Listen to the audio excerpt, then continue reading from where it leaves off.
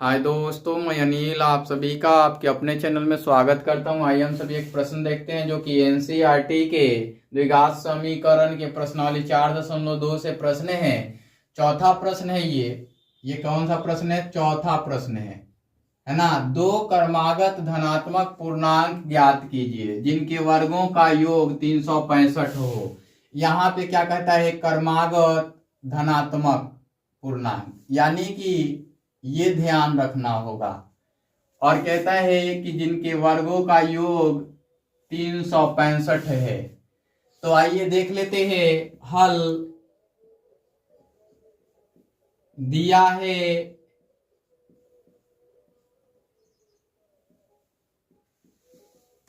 है दो क्रमागत धनात्मक पूर्णांक के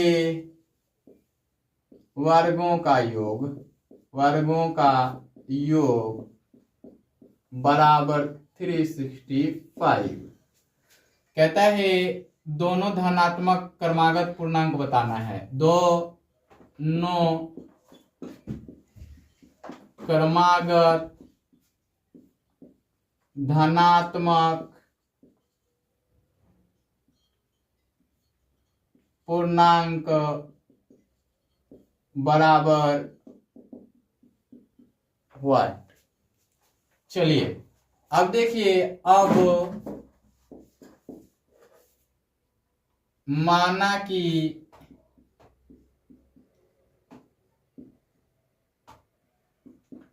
पहली धनात्मक पूर्णांक बराबर x, इसलिए दूसरी धनात्मक पूर्णांक x+1, मतलब ये क्रमागत निकालना है, इसलिए हमने ऐसा लिखा पहली और दूसरी के लिए। फिर अकॉर्डिंग टू क्वेश्चंस,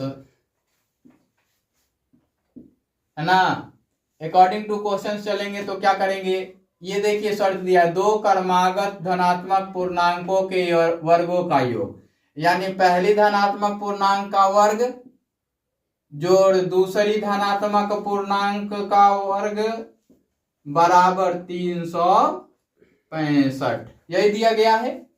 यहां चुकी करके लिख लीजिए या करके लिखिए x² plus 2x plus 1 is equal to 365। यहां लिख लीजिए चूंकि a plus b the whole square is equal to a² plus 2ab plus b²। यहाँ इंप्लीमेंट किया है हमने, है ना। ये वाला देखिए a और b हो गया तो a plus b the whole square, a² plus 2a और b एक का गुणा होगा तो उतना ही हो जाएगा। एक का स्क्वायर एक ही हुआ, ये इंप्लीमेंट किया गया है। अब हम क्या करते हैं? x² करते हैं प्लस x² नहीं 2x हो जाएगा। यहाँ एक x² है, यहाँ दूसरा है तो हो जाएगा 2x²। क्या होगा? 2x²। और यहां से हो जाएगा 2x, और ये है +1 और ये है इधर से इधर आएगा तो 365 इज इक्वल टू 0, या 2x² प्लस 2x और ये हो जाएगा -364। अब देखिए यहां से 2 कॉमन है तो यहां 2 कॉमन लीजिए तो x² प्लस का x माइनस का 182 इज इक्वल टू 0, है ना। अब हम इसको इधर की ओर लिखते हैं।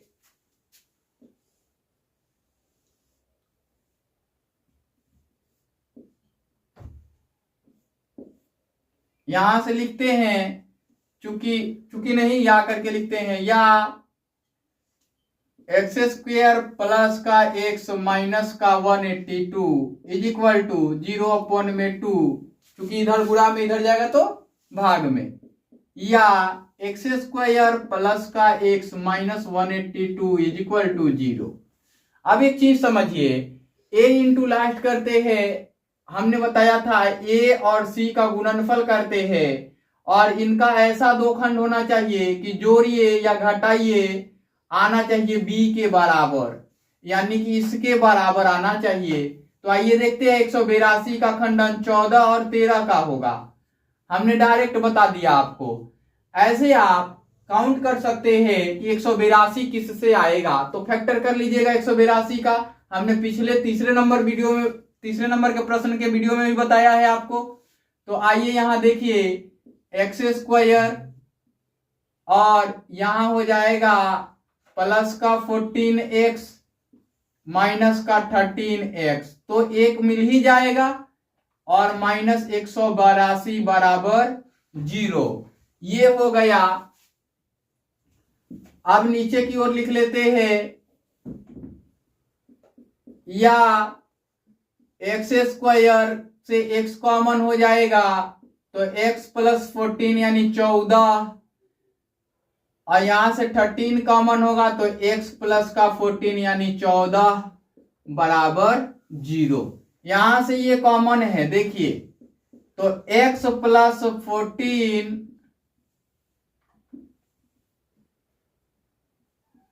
x प्लस 14 और x माइनस 13 बराबर 0।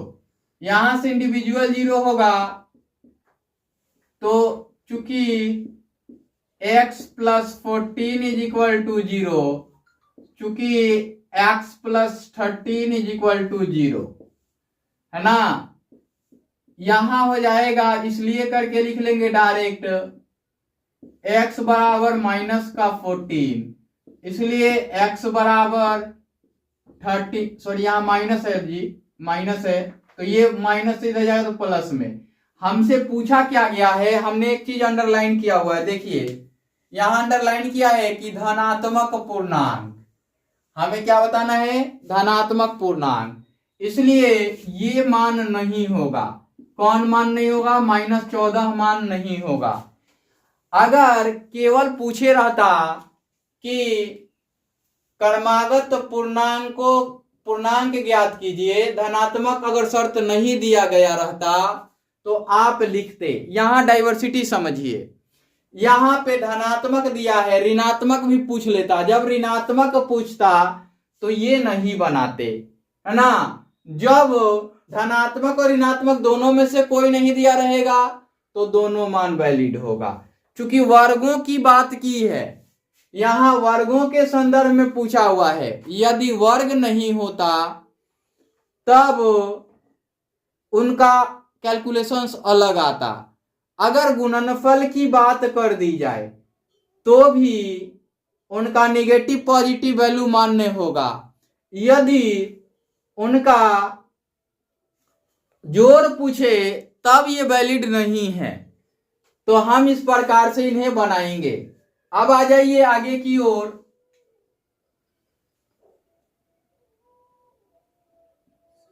यहां लिखेंगे, चूंकि पहली धनात्मक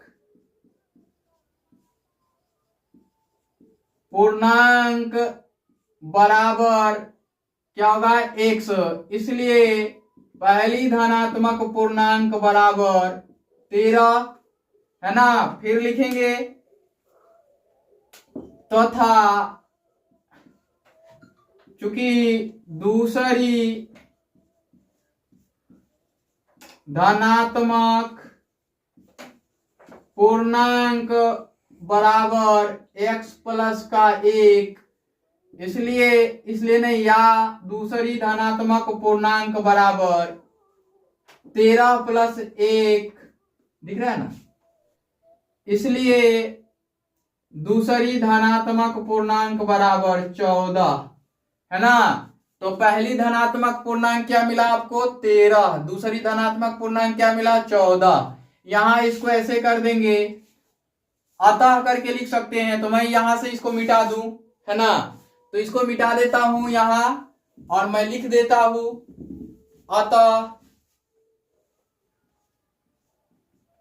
अतः पहली धनात्मक पूर्णांक बराबर 13 तथा है ना दूसरी धनात्मक पूर्णांक बराबर 14। ये आपका उत्तर हो गया।